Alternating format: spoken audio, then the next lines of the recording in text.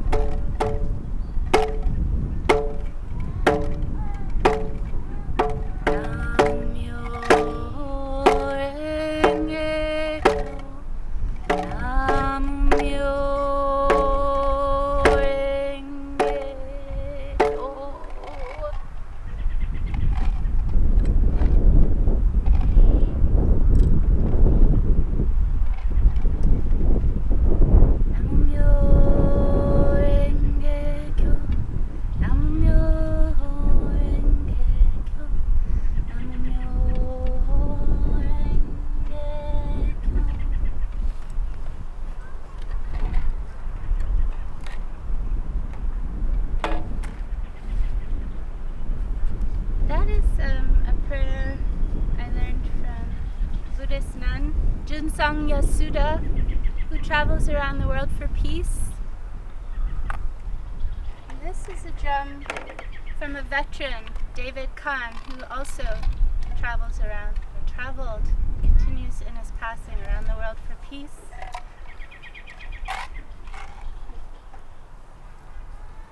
I've been asked to offer a message from Chief Caring Hands, Chief Ntisqua, a Natick praying Indian.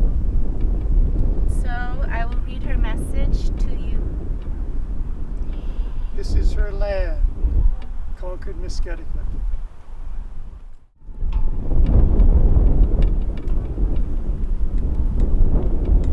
Akuni Andrea, walking spirit dove, it was good to receive your loving care, as not to err your pass through and continue on to my land. Concord is my land. Wabin, first Natick praying Indian convert, was born in Concord. I am person Chief Caring Hands, Ntisqua. The virus has taught all persons are equal. And so it is my first approach to all my brothers and sisters. You were the only one of the group to ever address me properly, and I do not forget. So now I address myself properly. Walking Spirit Dove, I will be sending you a message from Christian Holy Wheel on the Passover. I know your spirit has waited for it. Please let Stuart says he will get other praying Indians. This is not possible, as one can only get Indians that pray. But suffice it to, well, that give I blessings over his endeavors, as I always have in our long days of friendship. Today is Patriots' Day and a day of events. For me, it is the Orthodox Easter Sunday. What is important is that we approach it well. Yes, in love, bearing no malice, least of all toward those we consider a brother or a sister, and most of all for those who have sacrificed and still do. In this day of shelter in place, Let all place in our shelter truth and love. Yes, most of all love, for it is truth. Caesar, you have your answer. My focus is praying for the world now.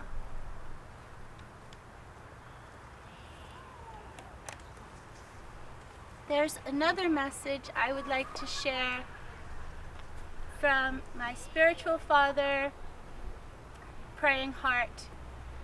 His name previous was Lionheart, and his now name is Peacekeeper.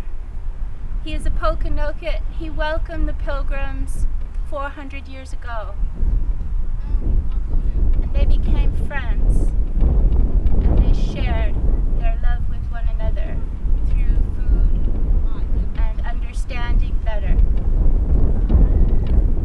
He is sending his prayers today, and another spiritual daughter of his will be joining us in a song later. One other message I received today was from the War Chief of the Massachusetts. Farius Sagamore Gray sends his care and his blessings and his message.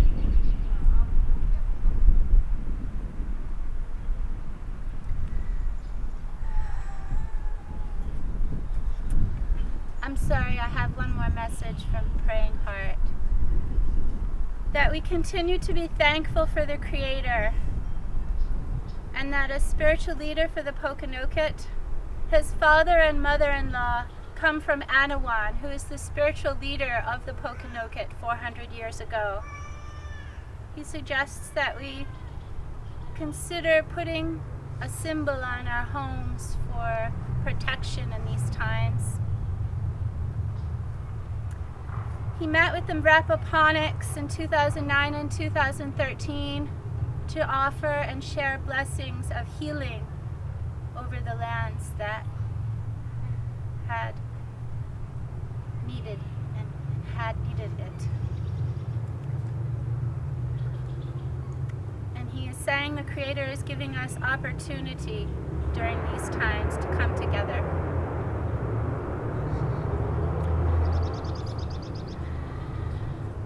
To remove the curse on the land with the Father, the Son, and the Holy Spirit. And he mentions the Holy Spirit being the divine feminine. That Redwing, his ancestor, had called for that many moons ago and is calling for that.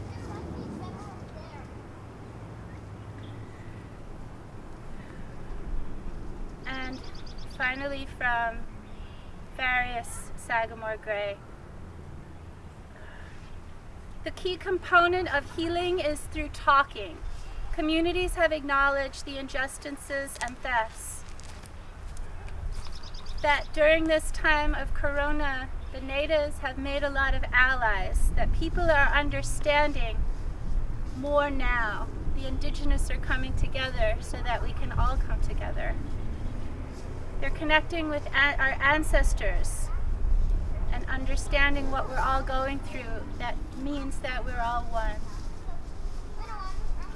We're collecting medicines and sharing stories, and there's hope in this tragedy that we're going through all collectively. Hope that we can all be more connected and learn from speaking through the Spirit in our hearts. And we have with us a brother from Bulgaria. It wouldn't be a great exaggeration to say that he's walked over much of the earth for peace. Arthur, I've asked him if he'd say a few words about Orthodox Easter, which is his tradition. We're not talking in any narrow religious sense. I hope you can have a feeling we're talking about the spirit of love. You want to take a couple of minutes, Arthur? You might want to come closer. Even though I come from Bulgaria originally, this year will be 40 years since I came to the Americas and to this country. Orthodox Easter. Yeah, it's not my tradition. I don't identify with any particular religion or philosophical path, but I have learned a lot from Christ to be a pacifist and conscientious objector, and from Tolstoy and Gandhi. It happened that today is the Orthodox Easter. For your information, it is always after the Jewish Passover. Sometimes might be on the same day as the Western calendar Easter, sometimes can be a month apart.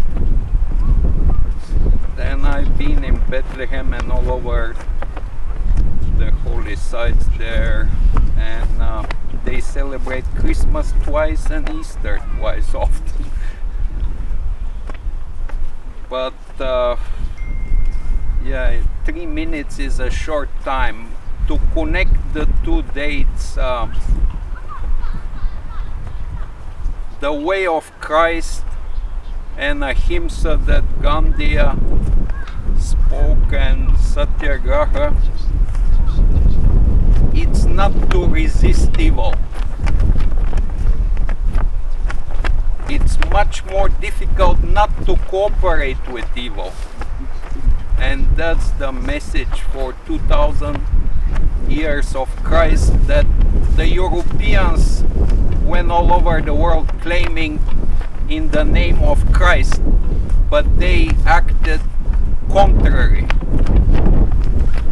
The first genocide here with the native people, the second bringing the Africans in the millions to the Americans and enslaving them to build these countries, and that continues. And the third ultimate genocide, the nuclear weapons, that we can self-destroy our species and life on the Mother Earth. So the revolution that started here was an ideal for all the world, but the method is not the way to succeed, and that's what we see today. This is like the last empire in the world. The ideals are betrayed, the constitution is betrayed, war is a big global business, weapons, industries, all that, and we still wave the flag and say we are number one. No, like the Romans, if we continue like this, we will end up like they did. And in a way, symbolically, you know, in that Rome is the center of the Western Christianity in a way. So this is some of my input to this circle. Stuart is one of the reasons I'm still in Concord from 2018 to bear witness. Probably will be here till the elections, God willing. Thank you. So I want to introduce our keynote speaker with words that were read here 2 times 7 years ago from this spot that set the scene for what Dr. Shiva will be bringing on behalf of public service. Not politics as usual, but public service. These were read by a colleague, a trustee of the Center for American Studies. Transcendentalism, the second shot heard round the world. By the rude bridge that arched the flood, their flag to April's breeze unfurled. Here once the embattled farmers stood and fired the shot heard round the world. This is the opening verse of Emerson's Concord hymn. Richard Kotlar's continues. With the report immortalized in these few lines, humankind put tyranny on notice, that it would be free or die. Such resolve has long lain nascent in the heart of man as he endured the tread of the oppressor's boot. But the crack of arms over this rude bridge on April 19, 1775, announced to the world that the fateful moment had arrived, when huddled humanity would rise at last to lay inalienable claim to its sovereign birthright. The Patriots prevailed militarily in the ensuing revolution, and the new order that followed indeed instituted many reforms. Nonetheless, it may be fairly asked today if this nation has not succumbed to the very delusion of empire that the Minutemen paid in blood the price to be rid of. Do we yet not understand that true and abiding freedom comes not out of the barrel of a gun, but rather from the quiet emanations of the heart and mind? We stand at the nexus of an historical cusp. Let us resolve here in this moment, on this hallowed ground, on behalf of a suffering world, for the sake of generations unborn, to seize upon propitious inspiration, to duly deliver a second world-resounding burst, this time not of the roar of musketry, but rather in the whisperings of an awakening spirit. We are fortunate to have with us such a whisperer who has a good voice, Dr. Shiva, who, as this bus notes, on behalf of MIT is running for the US Senate, and more than MIT. I came upon Dr. Shiva through a link that was sent to me, and I found that there was an integrity and a clarity and a dispassionate compassion in his expression that caught my ear and my eye, that inspired me to reach out. And but a few days ago, this connection was made. Part of the work of the Center for American Studies is the initiation of We the People, the Citizens Movement to revive the spirit of public service. In Washington's farewell address, he warned the country in the most solemn manner against the baneful effects of the spirit of party. The most baneful effects of the spirit of party. Ben Franklin had a vision, what he called his great and extensive project, to bring forth the spirit of public service. So I'm going to draw a line in the sand here where the Minutemen gathered, where they gave their own last full measure of devotion, and invite Dr. Shiva to step across this line on behalf of all public servants, all aspiring public servants, and address us this Patriots' Day and this Orthodox Easter. And we've talked about returning. The American Revolution began here on Patriots' Day. It ended on the 4th of July. We've talked about returning this 4th of July with many, many others who are not afraid, who are not driven by fear, but who see the promise that's ahead of us. Can you guys hear me? Yep. All right. Well, it's a pleasure to be here. I know we have to practice this social distancing, and there's a limit to how many people can be here, but it's clearly we violated that limit, which is a good thing. On April 19, 1775, brave Americans shot back at the British right here. Everyone remember that? That's what happened here about 245 years ago. And the reason that occurred is what we're here to remind ourselves of. And what occurred was that people were fed up with a finite set of people, a small set of people, telling others what to do. Right? A monarchy.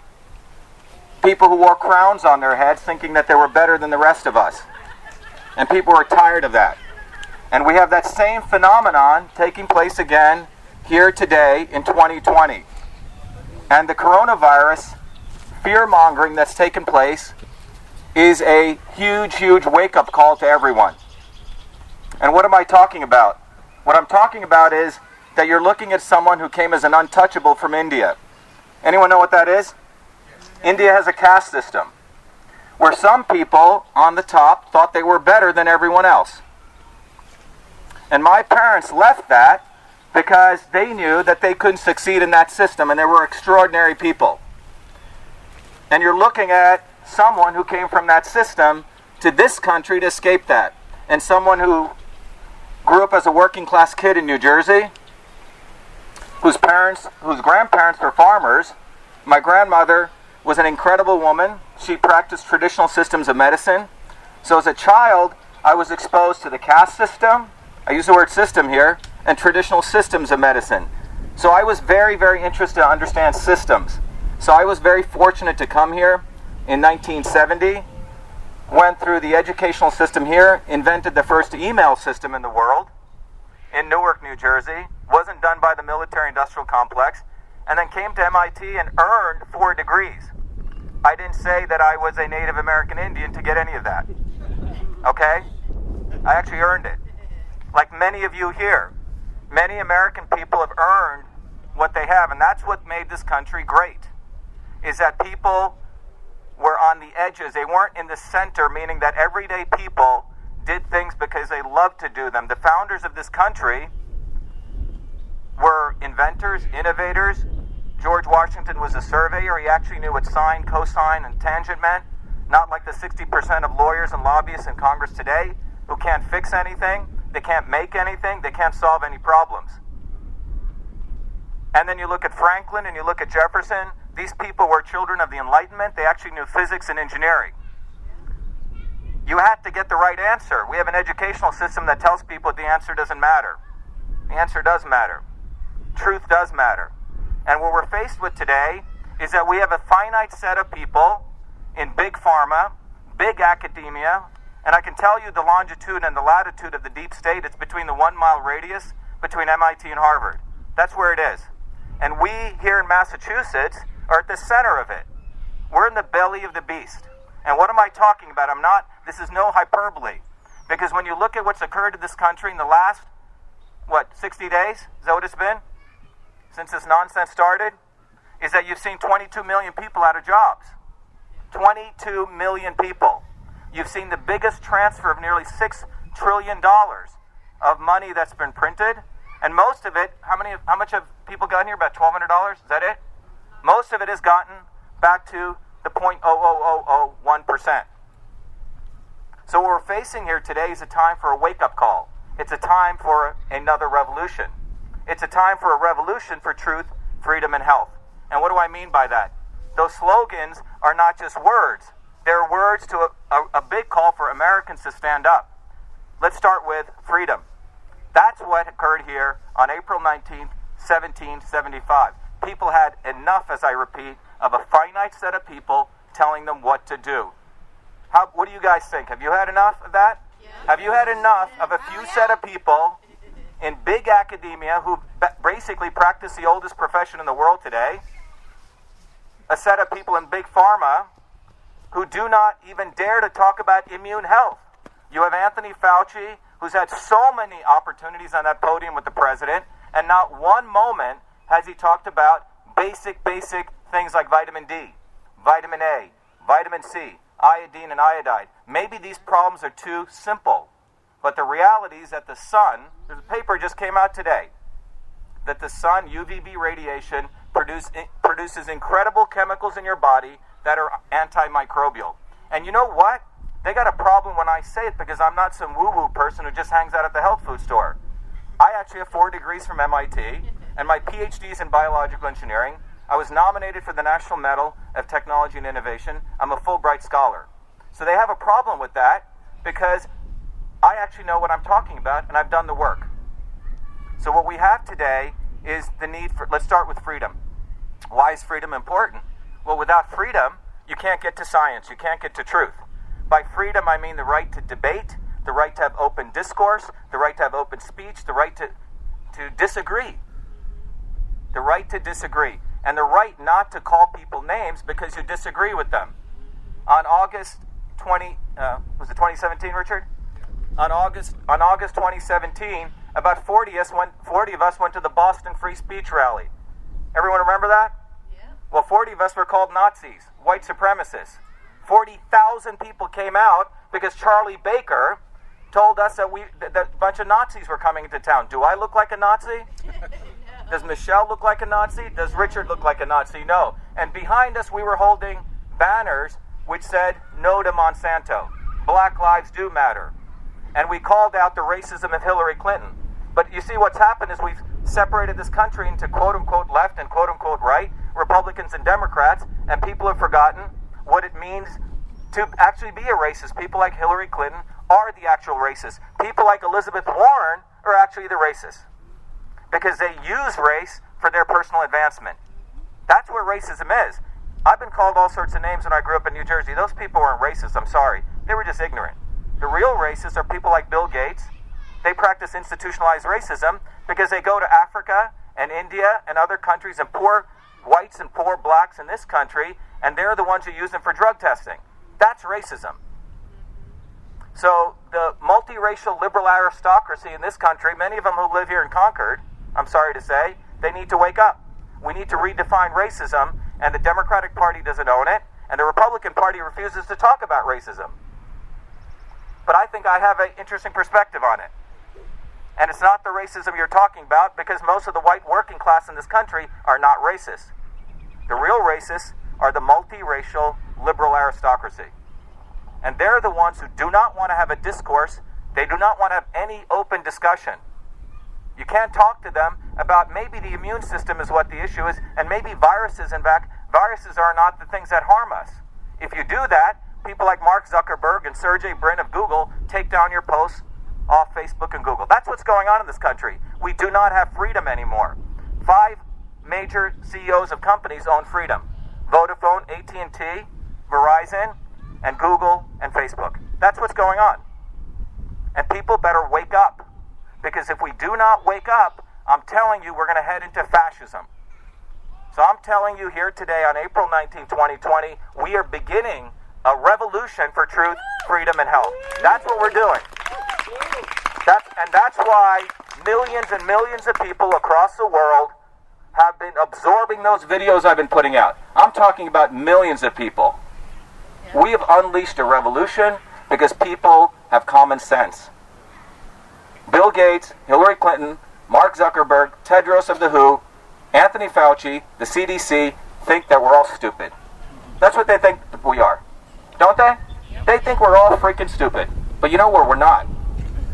The truth is, you have to start with freedom. Because with freedom, we can start doing something very, very important that I care for, which is called science. Because science cannot exist without the scientific method. And what is the scientific method? You observe nature in a very objective way. You ask very sincere questions. You gather data. And from that data, you see if your guess matched the results. And if it doesn't matter how good looking you are, what family you came from, what your last name is, you're just wrong. And if it's correct, you're correct. That's called science. However, what they do is they do not want us to ask questions. They want us to move to something else called scientific consensus. Have you heard of that? Yeah. Which means 97% of the people believe the sun goes around the earth, and therefore you have to agree. Doesn't matter that one guy who had data which saying that's false. And that's what's happening with the quote-unquote climate change thing. CO2 is not a pollutant. It's not. What it is we need to lower pollution. And the Paris Accords, for example, do not do that. They actually increase pollution. China is allowed to double their pollution from 11 billion carbon metric tons to 22 billion. That's why in places like Wuhan, in China, 6 months before the coronavirus, people were protesting. Okay? There's been mass protests in China, anti-pollution protests. But the New York Times, MSNBC, all these fake news media will not cover that. People want to lower pollution. CO2 is not a pollutant, I'm sorry. But that's what's happened. With scientific consensus, you make up bullshit. Okay? You make up fiction.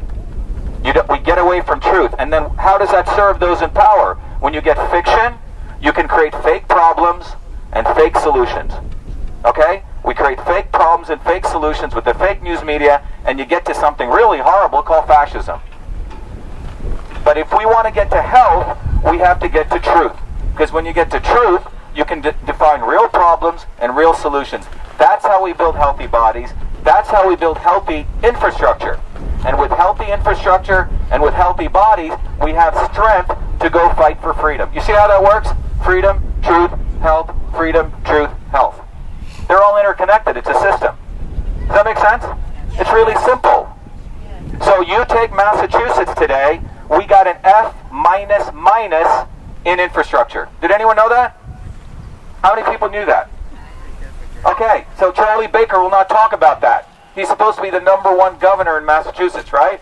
Elizabeth Warren won't talk about that. Ed Malarkey won't talk about that. Joe Kennedy won't talk about that. Because these guys have destroyed the infrastructure as a team. They've destroyed it. F minus, that's pretty bad, guys. Come on. It's not like a D. It's not a D plus. It's not an F. It's not an F minus. It's an F minus. 125 points out of 360 points by the American Society of Civil Engineers. Not some bogus organization. What do I mean by that? Broken down bridges, broken down roads, broken down water systems. So they don't talk about that. I don't see a quarantine being called on for that. Do you? No. We haven't called a quarantine because we have 1.9 million hospitalizations in this country because adverse drug reactions every year. Do we? No. We don't have a quarantine because we have 30% of the people with obesity, 54% of our kids with autoimmune disorders, 20% of our kids with some mental issues. We don't have any quarantine being called for that. Because these filthy politicians, I hate to use these words, but that's what they are. And by the way, I'm running against 3 lawyers. Ed Malarkey, Joe Kennedy, and then some other guy. I don't even want to, it's Cock for Senate, okay? That's literally his website. Okay, so these are the idiots that I got to run after. But that's what they produce. They reduce our standards because they think you and I will accept that. They've reduced our infrastructure, and they're brainwashing us to accept that. It's unacceptable. It's time. You do deserve someone like me, because I'm one of you. You do deserve someone who works hard, right? All right. You do deserve someone who actually creates and makes things and can solve problems. You don't deserve people who manipulate. Lawyers, what do? They just manipulate words all day, right? They don't ever make anything. And look at their billing model. They make money without ever having to do anything. You got to give them a big retainer. 85% in a divorce case, 85% of people always feel that their lawyer screwed them over and colluded with the other side. Do you know that? That's the kind of society we've created. 70%, 60 to 70% of the Congress are lawyers. And I believe there's a 13th Amendment which try to get rid of them, which is hidden away. So we start with freedom. How do we get to truth? Well, in order to have truth, we have to recognize that the people in academia who are right down here at Harvard and MIT, one of them got arrested recently, which is a very good thing. I would say about 2/3 of the professors in academia probably need to be arrested. They're quintuple dipping. They get money from the university, they get money from grant money, they get money from the DOD, they get money from other governments. They're completely selling out our country. Totally selling out our country. This guy Charles Lieber is selling out our country to China. By the way, China doesn't give a damn about freedom. They've created a country which is a factory model. 200 million cameras watching people, reading their lips, and that's what they want to bring here. That's what Anthony Fauci, Bill Gates, Hillary Clinton, Mark Zuckerberg want to bring here. And this thing that we're seeing here is a beta test. What do I mean by that? You see, Bill Gates is the architect of this. He hired McKinsey. Bill Gates knows how to, well, he actually didn't build a lot of software. He took it from someone else and flipped it. But anyway, he ran a software company. So, you know how you do software? You do what's called alpha testing. You ever heard of this? You build a piece of software, you test it, right? You get it, right? You do alpha testing. Then you test it beta testing with a small set of customers. And then you go gold. Well, their alpha test was Event 201. Everyone heard about that, where they did a little simulation? That was alpha testing. This is beta testing. And then they'll go gold. Let me tell you what gold deployment looks like. All of us are carrying around a card or a chip. Our phone. Or your phone. And if you are not vaccinated, you won't get your driver's license. You won't be able to go to a club. You won't be able to go to your spa. You won't be able to do anything, or school. What's that? Buy stuff, etc. You'll be shut down, imprisoned. That's China. That is not America. Woo! That's not America. No way. Okay? And what I'm talking about here is not something out of, some movie. It's actually occurring right now. It's occurring right now. That's why today is an important day, April 19th, 2020, because we have to remember what occurred 245 years ago. Many of those people are immigrants who came here. I'm an immigrant. But some of you have forgotten that. You got to wake up. It's nice to talk about peace and love, don't get me wrong, okay? But you got to be a warrior. That's just one side of it. I love people, right? But I have a different view of love. It means fighting. The American Indians were warriors. Yes, they were connected to the earth, but they were freaking warriors. Okay? It wasn't some namby-pamby idea of spirituality they had. It was a ferocity that they had. And we've forgotten that. You have to have that ferocity. We have to fight. And what I'm talking about is these people don't give a damn about you. They don't. The academics over at Harvard and MIT, they're massive egomaniacs. They think they own the world. They think they know it all. And most of them are mediocre. Because what we've created in science is it's regressing to the mean, regressing to the average. They get rid of all the wacky people who have great ideas. You get thrown out of academia. And the entire publication process, how truth comes out, is about regressing to the mean. You eliminate brilliant people. And that's why when the facts came out that a 14-year-old boy in Newark, New Jersey invented email before he came to MIT, that bugs him. I did that. Before I came to MIT and got all their awards. And the reason it bothers them is the fact is that every one of us here is a creative human being. They want to deny that truth. They want to always make it that a few set of people are going to come up with the solutions, a vaccine. From the Gates Foundation, right? From MIT or Harvard. Not that, wait a minute, the sunshine gives you vitamin D3, which produces cathelicidins, which are antimicrobials. This is a fact. And then you have people like Bill Gates, who has no degrees in biology, Mark Zuckerberg, who has no degrees in any of this. They get to be on primetime TV and radio. Not Shiva Ayyadurai. I got to have my little setup with my little video, but then I reach millions of people. Right? And that's what we have to all do. We have to go on the ground, and we have to build a bottoms-up movement, and it's not going to come from Bill Gates. It's not going to come from Bobby Kennedy. It's not. The Kennedys are going to do jack for you. Okay? They're not going to do anything. Movements have to come bottoms up. That's why I'm running for U.S. Senate. Our Senate campaign is about a bottoms-up movement. And we have thousands of people, probably tens of thousands of people who've come up bottoms up. They're tired of the Republican Party. They're tired of the Democratic Party. Unfortunately, I'm running as a Republican, but I don't give a damn about the GOP establishment. They do not want me running. But I got to drive a Honda or a Ford. I just happen to choose a Ford or whatever it is. Okay, that's all they are. So how do we take out these academics? We need to have citizen science. That's one of the core parts of our campaign. Citizen science. Bottoms up. That means all of us here should be able to do science. So if we fund any of those institutions, all their data is our data. It goes up on the cloud, and all of us should be able to analyze it. I don't even know where any of the data for the satellite data is for the temperature. Do you? I'd like to get it and really look at what's going on. No one can access it. So what I'm trying to say is we need to devolve power back to the edges, which is us, the people. Healthcare. We need to eliminate all the middlemen. Health does not come from somebody telling you to take 30 mandated vaccines. That's not where it comes from. It comes from, people going and having an interaction with their doctor, learning from their healthcare practitioner. By the way, that could be a chiropractor, that could be an acupuncturist. It doesn't have to be an MD. Unfortunately, MDs are victims of a horrible big pharma medical education system. They're good people, but they've all been screwed over. They do not know what health means anymore. They know, if this, give this drug, if this, do this medical intervention. That's what medicine is. And no one talks about that in the healthcare. So, decentralized power for healthcare. We need to have freedom. How do we get freedom? And I'll end on this. There's something called the United States Postal Service. Everyone remember that? Yeah.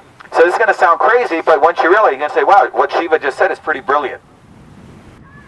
Well, the U.S. Postal Service was set up by the founders of this country, so I could send you a letter, a communication, not a letter, and you could send me something, and no one would intervene. Did you know that?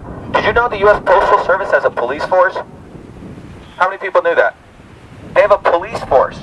And that was created by the founders of this country, so I could send Alan a communication, and if anyone intervened, 20-year sentence in prison.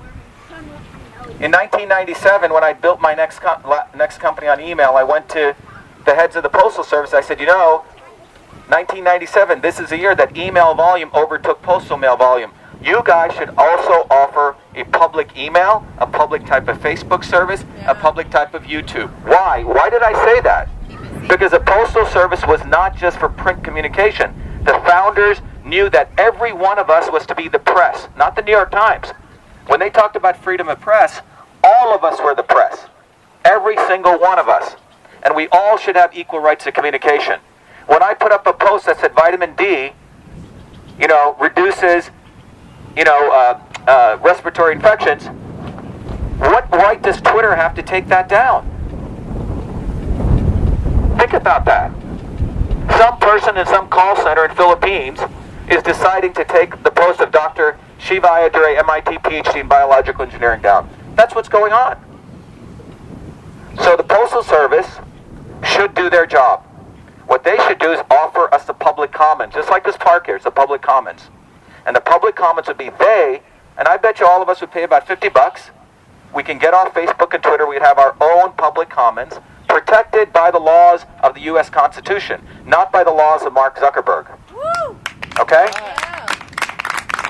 So Truth, Freedom, Health, Digital Rights Act, Citizen Science Act, and Health Rights Act. So this is not just a slogan that some McKinsey or some kid came up with to tell a politician. This is actually stuff we must do if we want to preserve our democracy, if we want to preserve truth, and we want to preserve health. So everyone listening out there, wherever you guys are, you know that I don't need to do this, okay? I'm doing this because this country gave me so much, and it's given every one of us a lot. And we need to take this country back from those same monarchs. It's an aristocracy. I'm running against Ed Malarkey. They knew I was going to beat him, so then they run Joe Kennedy against me. And this guy's a joke. Think about him. $51 million already in his inheritance.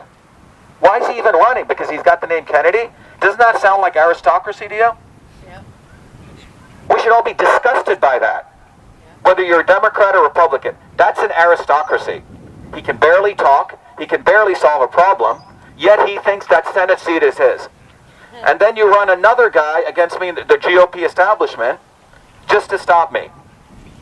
This country deserves people like me and you. It deserves plumbers, electricians, nurses, engineers, policemen, police force. That's what it needs. Not these lawyers. 3 lawyers, think about it. I got to run against 3 morons. That's what they're giving you.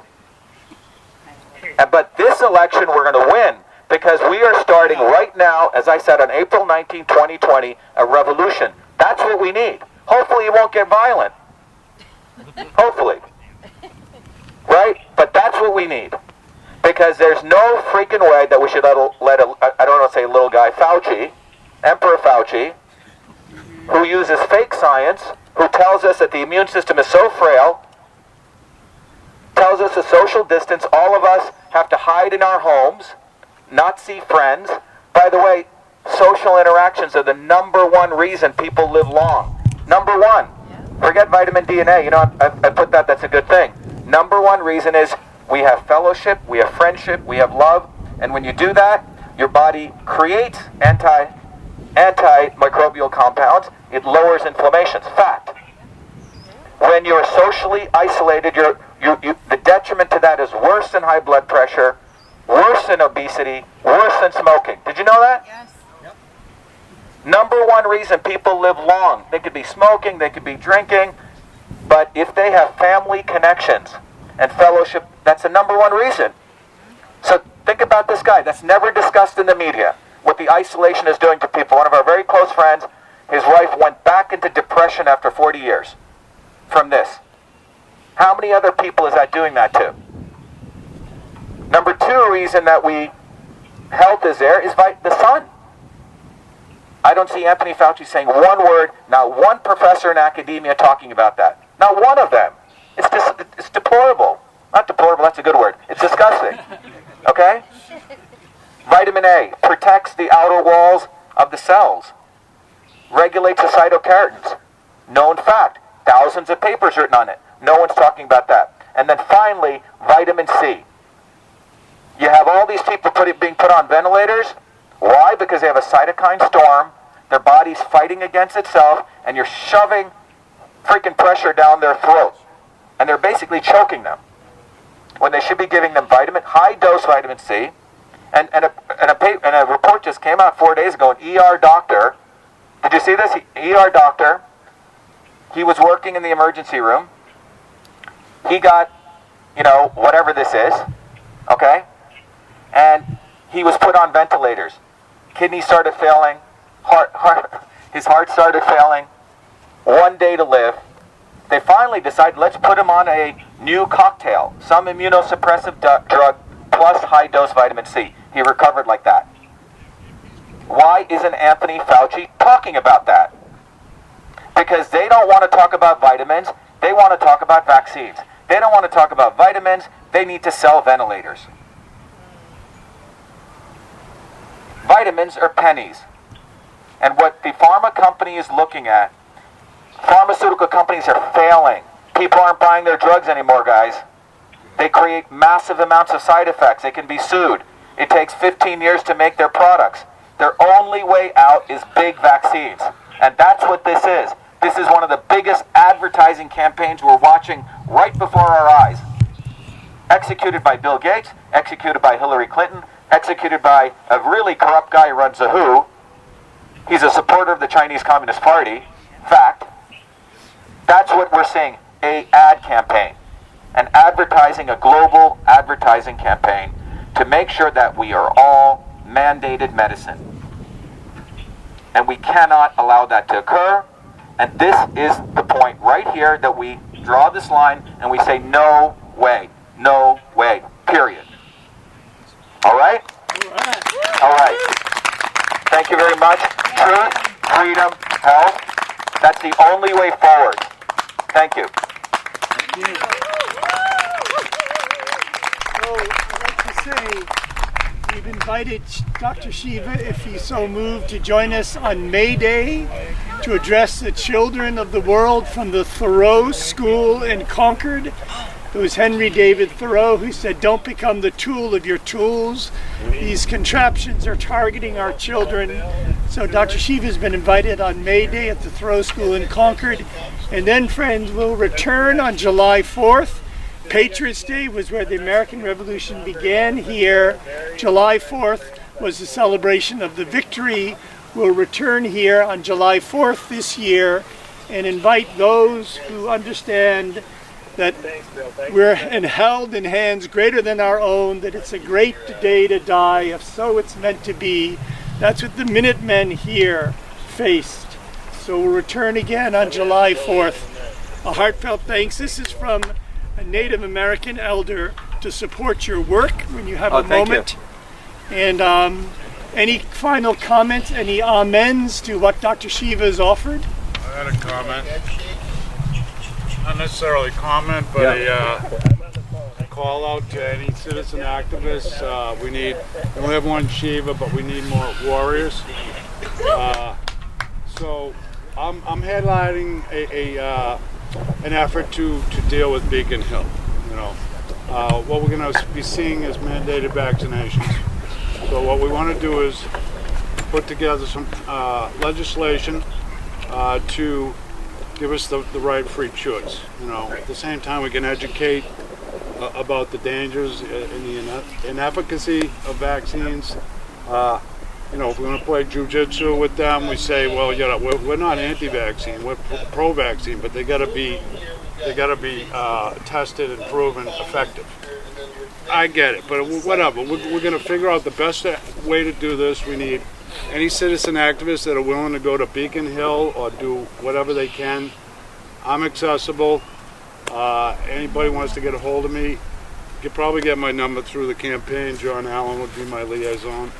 But we've been having weekly calls and we're trying to get organized because as soon as they open the gates on Beacon Hill, I plan to be there, full steam ahead. So thank you, Dr. Shiva. Thank you. Yeah, and everyone here, we have a sign-up form. If you haven't signed, we need signatures to get on the ballot. We're pretty close. We've had incredible volunteers who are helping out, so everyone sign up. And then give your name and your phone number if you want to be part of this. But we're going to win this. It's not about winning just a Senate seat. It's about winning truth, freedom, and health. And everyone across the world is watching our campaign. It's become more than just a U.S. Senate campaign. It's become something much more powerful.